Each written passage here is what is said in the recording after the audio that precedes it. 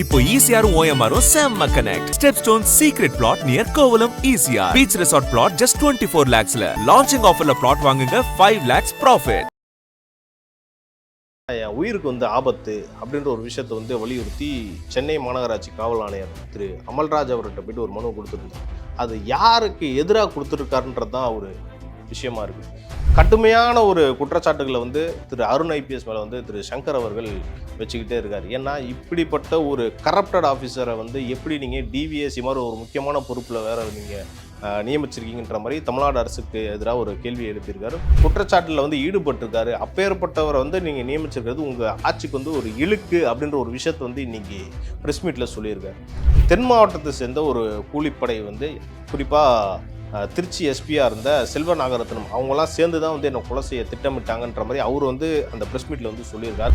ஆந்திரா மாநிலத்தில் ஒரு தலைமறைவாக இருந்தார் திரு சங்கர் அவர்கள். அப்பயும் பார்த்தீங்கன்னா என்னை கொலை செய்ய திட்டமிட்டாங்க. எனக்கு சாவு பற்றிலாம் பயம் இல்லை, ஆனால் கரப்டட் ஆஃபீஸராக இருக்க பல பேரை இங்கே இந்த அரசு நடவடிக்கை எடுக்கணும் அப்படின்ற ஒரு விஷயத்தை தொடர்ந்து அவரை வலியுறுத்துகிற அந்த பாயிண்ட்டை தான் நம்ம கவனிக்க வேண்டிய விஷயமா இருக்குது. இந்த ஆட்சி அமைஞ்சு ஏறக்குறைய ஒரு மாதம் ஆயிடுச்சு.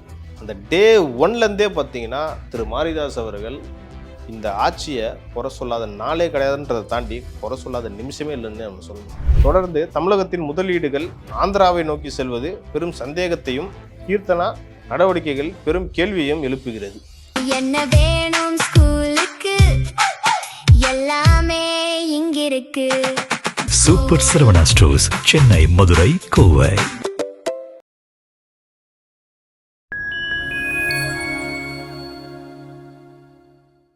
ஃபைன் டைம் நேயர்களுக்கு வணக்கம். இந்த ஃபைன் டைம் ஹெட்லைன்ஸ் நிகழ்ச்சி மூலமாக உங்களை சந்திப்பதில் மகிழ்ச்சி. இன்றைக்கி நம்ம யாரை பற்றி பார்க்க போகிறோன்னா திரு சவுக்கு சங்கர். இன்றைக்கி அவர் ஒரு ப்ரெஸ் மீட் ஒன்று கொடுத்துருந்தார். என்னென்னு பார்த்தீங்கன்னா, என் உயிருக்கு ஆபத்து அப்படின்ற ஒரு விஷயத்தை வலியுறுத்தி சென்னை மாநகராட்சி காவல் ஆணையர் திரு அமல்ராஜ் அவர்கிட்ட போயிட்டு ஒரு மனு கொடுத்துருந்தார். அது யாருக்கு எதிராக கொடுத்துருக்காருன்றது தான் ஒரு விஷயமா இருக்குது. என்னென்னா, முன்னாள் காவல் ஆணையாளர் திரு அருண் ஐபிஎஸ் அவர்கள் இப்போ டிவிஎஸ்சி டைரக்டராக இருக்கார்ல, அவருக்கு எதிராக தான் அந்த மனுவையை கொடுத்துருக்காரு. தொடர்ந்து கடந்த 10 நாட்களாகவே நம்ம பார்த்துருக்கலாம். ஊடகத்திலையும் கடுமையான ஒரு குற்றச்சாட்டுகளை திரு அருண் ஐபிஎஸ் மேலே திரு சங்கர் அவர்கள் வச்சுக்கிட்டே இருக்காரு. ஏன்னா இப்படிப்பட்ட ஒரு கரப்டட் ஆஃபீஸரை எப்படி நீங்கள் டிவிஎஸ்சி மாதிரி ஒரு முக்கியமான பொறுப்பில் வேற நீங்கள் நியமிச்சிருக்கீங்கன்ற மாதிரி தமிழ்நாடு அரசுக்கு எதிராக ஒரு கேள்வி எழுப்பியிருக்காரு. குறிப்பாக திரு முதலமைச்சருக்கு எதிராகவும் அந்த கேள்வி முன் வச்சிருக்காருன்னே நம்ம சொல்லலாம். ஏன்னா கடந்த ஆட்சியில் திரு அருண் ஐபிஎஸ் அவர்கள் திமுக ஆட்சியாளர்களுக்கு எவ்வளோ நெருக்கமாக இருந்தார், பல குற்றச்சாட்டில் ஈடுபட்டிருக்காரு. அப்பேற்பட்டவரை நீங்கள் நியமிச்சிருக்கிறது உங்கள் ஆட்சிக்கு ஒரு இழுக்கு அப்படின்ற ஒரு விஷயத்தை இன்னைக்கு ப்ரெஸ் மீட்டில் சொல்லியிருக்காரு.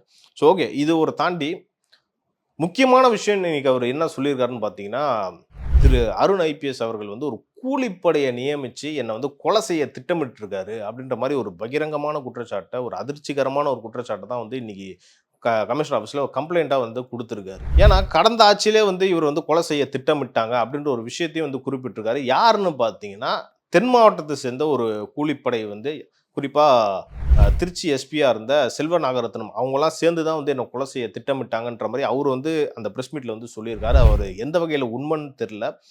ஸோ அதெல்லாம் தாண்டி கடந்த 2024ஆம் ஆண்டுன்னு நினைக்கிறேன், தென்காசியில் அவர் கைது செய்யப்பட்டார் திரு சங்கர் அவர்கள். அப்போ அவரை கோயம்புத்தூருக்கு கூட்டிகிட்டு போயிட்டுருக்க அந்த நேரத்தில் பெருந்துறைன்னு நினைக்கிறேன், ஈரோடு மாவட்டம் பெருந்துறையில் ஒரு கார் கிராஸ் பண்ண நேரத்தில் சென்ட்ரல் மீடியனில் போயிட்டு அந்த காவல்துறை அந்த வாகனம் இடிச்சிரும். ஸோ அதையே என்னை கொலை செய்ய திட்டமிட்டாங்க அப்படின்ற மாதிரி ஒரு குற்றச்சாட்டையும் அவர் சொல்கிறாரு. அதையும் தாண்டி இப்போ சமீபத்தில் அந்த திமுக ஆட்சி முடிய தருவாயில் ஆந்திரா மாநிலத்தில் ஒரு தலைமறைவாக இருந்தார் திரு சங்கர் அவர்கள். அப்பயும் பார்த்தீங்கன்னா என்னை கொலை செய்ய திட்டமிட்டாங்க. அப்போ என்னோட நண்பர்கள்லாம் இருந்தாங்க, குறிப்பாக ஊடகவியலாளர் அவங்க மாலதி அவங்களுக்கு கூட என் கூட இருந்தாங்க அப்படின்ற ஒரு விஷயத்த சொல்லியிருக்காரு. என்னன்னா, அவர் ஒங்கோல்லேருந்து சித்தூர் போயிட்டு இருக்க நேரத்தில் என்னை கொலை செய்ய பார்த்தாங்க. தெரியாதனமா அங்கே விடிஞ்சதுனால என்னை நாங்கள் காப்பாற்றிக்கிட்டோம், இல்லாட்டினா எங்களை அங்கேயே போட்டு தள்ளியிருப்பாங்க அப்படின்ற ஒரு விஷயத்தையும் அவர் சொல்கிறாரு.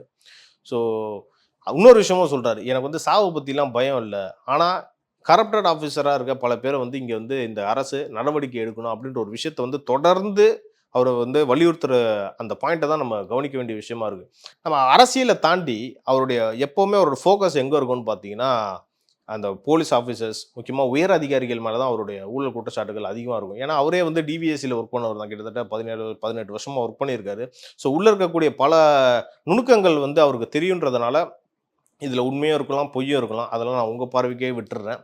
ஸோ நான் இந்த வீடியோவோட கோரான விஷயம் நான் என்ன சொல்ல வந்தேன்னு பார்த்தீங்கன்னா, ஒரு ஊடகவியலாளர் அவருக்கு உயிருக்கு ஆபத்து இருக்குன்றத வெளிப்படையாக சொல்லும்போது, சக ஊடகவியலாளர்களை நம்ம அவருக்கு சப்போர்ட் பண்ணணும் அப்படின்றது தான் நம்மளுடைய கருத்தாக இருக்குது. ஸோ அதையும் தாண்டி அவருடைய குற்றச்சாட்டுகள் உண்மையா பொய்யான்றதை நான் ஆராய நான் இதில் விரும்பலை. ஒரே விஷயம் நான் ஏற்கனவே சொன்ன மாதிரி தான், அவருக்கு உயிருக்கு ஆபத்து இருந்தால் காவல்துறையினர் அவருக்கு தகுந்த பாதுகாப்பு கொடுக்கணுன்றது தான் இந்த வீடியோவோட ஒரு கருத்தாக இருக்குன்றதை நான் சொல்லி முடிச்சுக்கிறேன். அதே மாதிரி இன்னைக்கு இன்னொரு யூடியூபரும் வந்து கைதுக்குள்ளாக்கப்பட்டிருக்காங்க. யாருன்னு பார்த்தீங்கன்னா, யூடியூபர் திரு மாரிதாஸ் அவர்கள், வலதுசாரி ஆதரவாளர். இந்த ஆட்சி அமைஞ்சு ஏறக்குறைய 1 மாதம் ஆயிடுச்சு. அந்த டே 1லேருந்தே பார்த்தீங்கன்னா, திரு மாரிதாஸ் அவர்கள் இந்த ஆட்சியை குறை சொல்லாத நாளே கிடையாதுன்றதை தாண்டி குறை சொல்லாத நிமிஷமே இல்லைன்னு நம்ம சொல்லணும். ஒரு ஒரு ஆக்கப்பூர்வமான ஒரு விமர்சனம்னா நம்ம ஏற்றுக்கலாம். ஒரு அமைச்சரை வாடா போடாங்கிறது, அவன் இவங்கிறது, இது வந்து அவருடைய கண்ணியத்தை காட்டுது, அவருடைய நாகரிகத்தை காட்டுது. ஒரு விமர்சனம் ஒரு யூடியூபர்ன்றதை தாண்டி நமக்குன்னு ஒரு நாகரிகம் இருக்கணும். அவருக்கு வந்து எப்பவுமே அந்த நாகரிகம் இல்லை, அது வேற விஷயம். அதையும் தாண்டி பெண்கள்னு வந்துட்டா அவருடைய அந்த ஆட்டிடியூடே வேற மாதிரி இருக்கும். அவங்கள வந்து போர்ட்ரே பண்ணுறதே விஷயமே வேற மாதிரி இருக்கும். அதே மாதிரி தான் இன்னைக்கு அவர் ஏன் கைது செய்யப்பட்டிருக்காருன்னு பார்த்தீங்கன்னா, அமைச்சர் செல்வி கீர்த்தனா அவர்கள் தொழில்துறை அமைச்சராக இருக்காங்க. அவங்கள வந்து ஒரு ஏஐ இமேஜை ஜென்ரேட் பண்ணி, அது அவங்க பக்கத்தில் வந்து ஒரு பையன் நிற்கிற மாதிரி ஒரு இமேஜ் வந்து சோஷியல் மீடியா ஹேண்டில், அதாவது ஒரு எக்ஸ் ஹேண்டில் வந்து பதிவு பண்ணியிருக்காரு. அவர் போட்டிருக்க ட்வீட்டில் என்ன சொல்லியிருக்காருன்னு பார்த்தீங்கன்னா, இவனுக்காக வீட்டை விட்டு வெளியேறினாரா அமைச்சர் கீர்த்தனா, பெயர் மதன். ஏமா இவனை ஏமா இரவு பகலாக கூட்டிட்டு சுத்துகிறீர்? அமைச்சர் தனி பாதுகாப்பு அதிகாரிகளை விட்டுவிட்டு இவனுடன் சென்று அமைச்சர் என்ன செய்கிறார் என்பதை ஆளும் விஜய் தரப்பு விளக்கம் அளிக்க வேண்டும். ஏனெனில் ஒரு சின்ன அரசின் கொள்கை முடிவு கூட பல ஆயிரம் கோடி வர்த்தகத்தில் பாதிப்பை ஏற்படுத்தும். அவ்வளவு அரசு அமைச்சரவை பாதுகாப்போடு இருப்பது அவசியம். அது கசிந்தால் போதும் பங்கு சந்தையில் சூதாட்டம் உச்சம் தொடும். அப்படி சென்சிட்டிவான துறையில் இருந்து கொண்டு இப்படி இருப்பது தமிழகத்தின் தலைகுனைவு அப்படின்ற மாதிரி இவரே சொல்றாரு. இவர் பேசுறதெல்லாம் அப்படியே தலையை அப்படியே நிமிர்த்துற மாதிரியா பேசுறாரு. இவர் வந்து இவங்க சொல்றதுக்கு என்ன தகுதி இருக்குன்றது தான் நம்மளுடைய கேள்வியா இருக்கு. தொடர்ந்து தமிழகத்தின் முதலீடுகள் ஆந்திராவை நோக்கி செல்வது பெரும் சந்தேகத்தையும், கீர்த்தனா நடவடிக்கைகள் பெரும் கேள்வியையும் எழுப்புகிறது.